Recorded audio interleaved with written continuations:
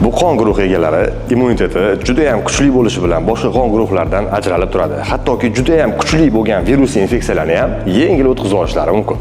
Oxirgi tadqiqotlar shuni ko'rsatganki, qondagi interferonlar miqdori 4-gruppa qon egalarida juda ham ko'p ishlab chiqarilishi va tez-tez yangilanib turishi bilan ajralib turgan boshqalardan. Ya'ni 4-qon gruppa egalari 92-95% gacha interferonlar ishlab chiqargan. Interferonlar nima? Interferonlar bular bizani virusga qarshi, bakteriyaga qarshi va har xil infeksiyalarga qarshi ishlab chiqariladigan immun tizimimizni oqsil kletkalari, hujayralari hisoblanadi. Ya'ni bular qancha ko'p ishlab chiqarilsa, immunitet shunaqa mustahkam bo'ladiki, tashqaridan hech qanaqa virus, bakteriya, infeksiyalar kira olmaydi, hujayraning ichiga kirib ko'paya olmaydi. Natijada bu insonlar kasallikka kamroq chalinadi.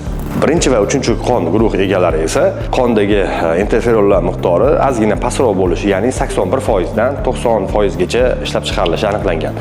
4-gruppaga qaraganda bular ozgina slabroq hisoblanadi. Shu kungacha qon guruhini bilmaydigan odamlar ham juda ham ko'p hisoblanadi, chunki oldimizga kelganda qon guruhingiz bilasizmi desam, yo'q deb javob berishadi va aniqlab beramiz ularga. 4-qon guruhi egalari juda ham kamyoq hisoblanadi. Sizni qon guruhingiz necha izohlarda yozib qoldiring.